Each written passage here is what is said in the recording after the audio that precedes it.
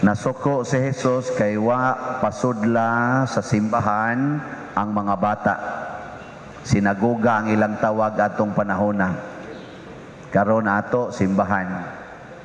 Karon ngating pandemic, wara ba nato pasudla ang mga bata, di pa man allowed. Nasuko ka si Jesus? Ha? Kasabaan ko ani. Kasabaan sa dani ang ato mga obispo. Kasabaan sa dani ang ato mga local government units. Kay gibawal man ang mga bata. So kanang nidas ilang mga bata bisag gibawal, mao nay pinangga ni Jesus. Kining nagsigig ingon nga ayaw dad ang mga bata, mao ni ang gikasab-an ni Jesus. Sakto ba dili? Tubag. Kusga. Sakdili malagi ang tubag, sakdili. Naay mo sakto, naay dili. Wa gid tay klaro ani. Unsa may tinuod? Ang tinuod mao kini nga si Kristo kusog kay itong mutuman og balaod. Hastagod ang balaod sa pagbayad og buhis, bisag dili siya allowed nga mobayad og buhis, hatag siya og buhis sa templo. Iyagong wa man sila kwarta, gipapamasol gud niya si San Pedro dito sa dagat. Unya pagkakuha niya isda ing siya tanawas babas isda na isinsiyo diha mo nay atong taxes. Gamilagro siya para lang makabayad og temple tax kay balaod gud na. Yan ingon pag siya, mianhi ko aron dili aron supakon ang mga balaod, kung dili hatagan og husto nga kahulugan. Mao na siya. So si Jesus pa ni aparon siya, moingon gina siya, ayaw pasudla ang mga bata sa simbahan. Ana. Unsa man dayang punto sa pag-ingon nga paria kanako ang mga bata? Wa man toy pandemic atong panahona. Pero ang punto gid ana niya, iyang gipakita nato nga ang kinaiya sa bata maoy dili nato isalikway. Kay kita gud lahi man gud ta. Og dili ta ganahan sa kinaiya sa tao, atong isalikway apil ang tao. No.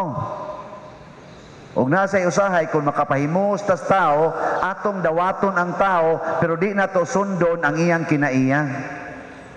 So karon ang gusto ni Kristo, ang kinaiya sa bata maoy dili nato isalikway, maoy atong dawaton bisan pag panahon sa pandemic, sunda gid nang kinaiya sa bata.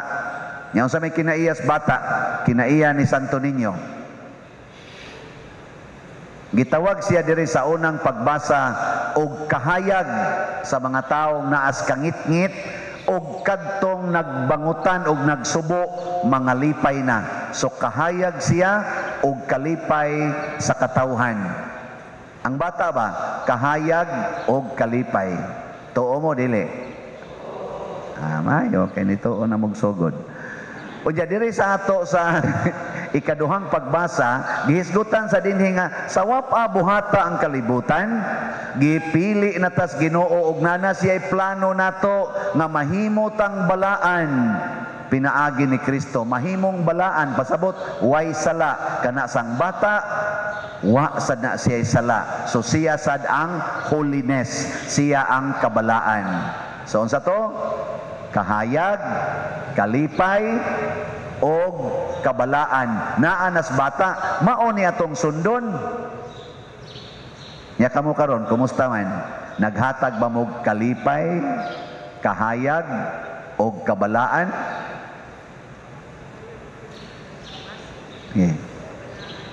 Ang tutok pa muna ko. Sige, lingian ang imong tupad. Kana lang imong tupad ba? Nya pangutan siya ing nalipay kanako. Ing nako no. Ina nalipay kanako. Sa abot lang nimo. Kay maghatag mga kalipay, so pangutan na siya og ikaw nakahatag mga kalipay niya. Ana, gay pangutan na lingi pa inyong tupad ba? Sa man lingi ra ba? Ina nalipay kanako. Ana. Nya ang imong gipangutan kato ra bang imong giutangan nga upan nimo mobayre? Siya, unsaon ako pagkalipay nimo? O kato ba kang imong bana ba, mo mangutana nimo nya ang imong bana bago pag nimong giaway kay hubog kay tanan. Nya mo sa nalipay ka nako sa patyon tanong ka diyang buanga ka. Pasabot di ay wa ka maliwat sa bata. Kung di na ganina malipay ka ng inyong tupad, di na liwat sa bata. Ako kuno yung mangutana be, nalipay mo nako. Ikaw, nalipay ka na mo. Ang mga naong laktos mo kay tanan. Lipay tani, kuliktahan na sa taron. Kamu choir, nalipay mo nako. Ako'y klaro. Ako, pangutana sa ko. Nalipay ka na mo. Yes.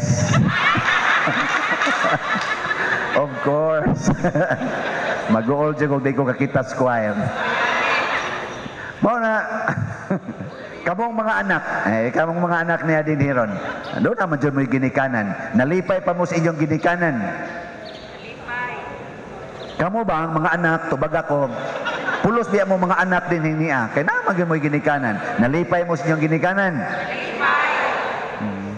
Wa mo mamakak. Sige, kamo na lang, mga ginikanan. Daghan man yung ginikanan din eh. Nalipay pa mo sa inyong mga anak. Nalipay. Wa ninyo kusiya. Ay, mga buangon mo, maula mo'y malipay, magsikasaba, magsipangusi. Oh, di, wa mo malipay. So, nganong di man ta makasunod ni Santo Niño tungod kay wa mangguta maghunahuna nga kada day nato sunod sa batasan nga gustong ipasunod ni Kristo, maghatag na tagkahayag, pasabot anang kahayag paglaom ba kay kung pirmi ngit-ngit way paglaom nya og naa ganing kahayag musidlak dayon ang bag-ong paglaom unya kalipay kana bitang bata no, kanang bata wa kunoy tao nga saktos kabuot nga dili mo katawa kung ang batang gamay mo smile niya. Basta sakto las kabuot. Naman sa uban nga wa gyud buot. Di gina mo smile, pero wa gyud tao bisag pare, ganahan gid mo smile din basta ang bata mo katawa na mo, labi na kanang bata bitaw di pa kalakaw, nya mo tan-aw nimo nya mo smile. Oy, bisag gisapot pa ka, wag tang imong sapot. Sakto? Nya di mo mangutana nganong naka-observe ko ani. Secret. Ika ka na espada no nagit siguro ni anak kay nganong naka-observe na siya. Depende. Mao na ang bata maghatag yung kalipay. Unya dayon kabalaan kanibang pagkaway sala. Nya unsa man ang kinaiyas bata nga nakahatag aning 10 aning 3 kalipay, kabalaan o kahayag. Naara say usa ka batasan ang bata nga mao gyud batasan nga gipahuptan ni Santo Niño kanato. Unsa man na? Ang pagka mapaubsanon, ang pagpaubos. Kanang taong mapaubsanon, kanunay ginang maghatag og kalipay, kahayag og kabalaan. Basta mapaubsanon. Kanasang taong mapahitason, kanabang garbuhon kay tanan ba? Kanang garaon kay nga pagkatao ba? Unsa man sa iyang ihatag? Imbis kalipay, kaguol. Imbis kahayag, imbis paglaom, mawagtangan kag paglaom. Nya imbis kabalaan, kasalanan ang ihatag. Kamoro mga ginikanan, unsa may inyong gihatag sa inyong mga anak? Kalipay o kaguol? Nalipay. O ang inyong anak magsigig dagan-dagan, kanang anak ninyong gamay, sigsigit-sigit, nya lipay kay siya ng buhata, badlongon, dili. O inyong badlongon, wa na mo maghatag og kalipay. Kung ang imong anak nga babay nga 13 years old, na in love na siya, nya moingon siya nimo, ma, pa, pwede na ko manguyab. Unsa man? Imong pugnan o imong tugutan? Og imong pugnan, imong gilusno ang iyang kalibutan. Broken heart. Nakakita na gud to siya iyang perfect, ano? Perfect love. Nya imo pag yung gipugnan, perti taong guula, tuguti gyud. Nya kun ang imong anak lipay kay siya nga musuyop, pugnan o tugutan? Kung ang imong bana lipay kay siyang manugal og inom gyud buntagay, tugutan o pugngan. Kung ang imong asawa mangabit gid siya sa pari, tugutan o pugngan. Tugutan.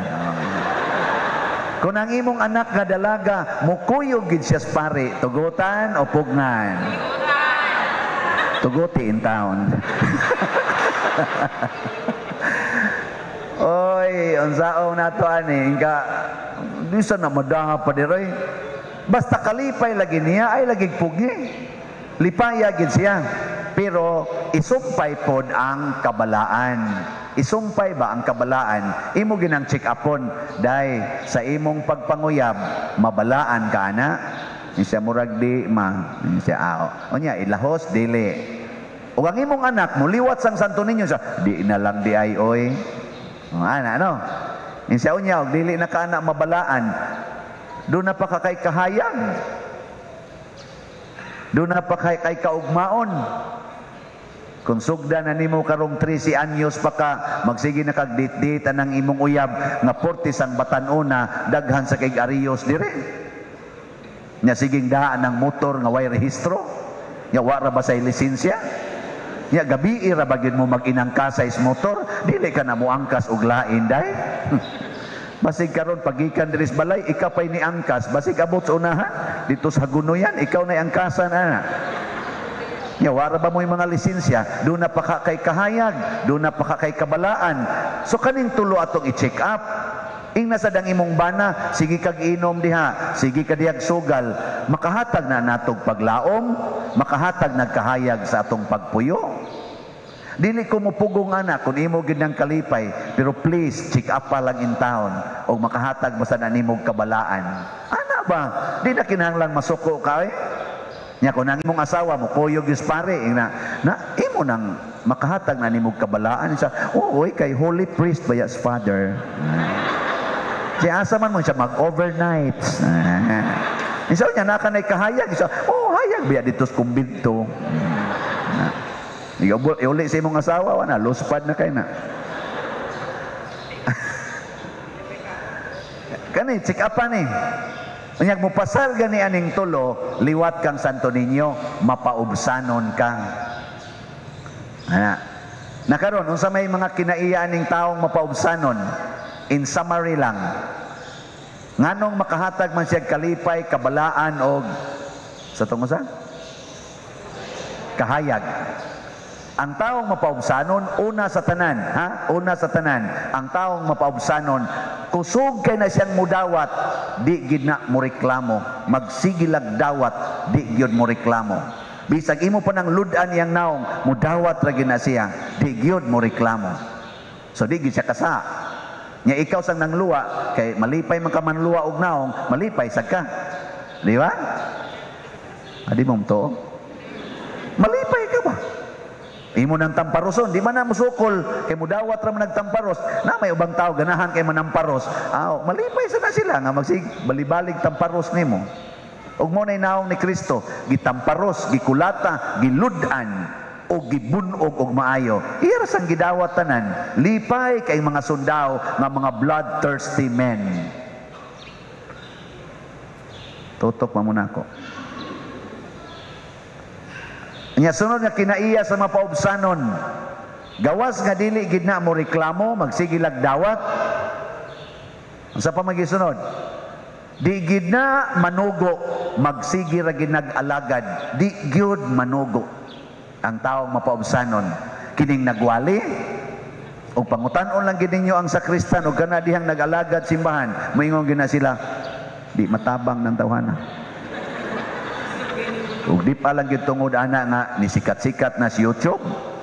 Ako na ginang biyaan oy. Ana. Kana bitang mo anhin ako dinhi magkirig-kirig. Wala pa dir, picture ana. Lipay kay ko magtanaw pero kani mga kuyog nako diri, wa gi ga pa picture nako. Wow, giluod sa akong naong giluod. Ana ngano man. Sige man kog panugo, siging panugo. Amo na karon sugod karon. Okay na ba? Basta musugo, maimpirno. Ano na ha? Sige. Lagi na. Basta magsikag panugo, patay gina. Di na ka na mapaubsanon. Sige lang yung alagad. Alagad yun. Ikatulo, unsa may kinaiya nining mapaubsanon, di gyud mahadlok mamatay. Mahadlok ra gid siya nga makasala. Kanang mapaubsanon sa ayaw oy makasaha niya ko sa akong sir. Nya maingon dayon ang imong ma'am, ay ing na lang dito nga ang akong kuyog ako igagaw. Ay kamo mas father ga kuyogod. Ing na lagi dito patyon ti karon sa bahala lagi mo kung patyon mutugan man jud ko tinuod. Nya sugot kag patyon taktakot ti ka. Taktaka lang ko ma'am, pero mosulti jud ko nga kamo father kuyog. Ana. Mosulti lang jud ko si Roy nga ang kanang project diha nga 20 million, imo man nang gikuha ag 10 million. Siya patyon tanan paapil imong pamilya. Sige lang sir, patyar lang mi sir, basta ako motugaan gyud ko sa authority. Di ka kabot ito, patay na ka. Pero mamatay ka nga malipayon, mamatay ka nga balaan ug makasud ka sa langit. Matod pa ni Kristo, kung dili mo musunod sa usa ka bata, di gyud mo makasulod sa gingharian sa langit. Nindog na ta.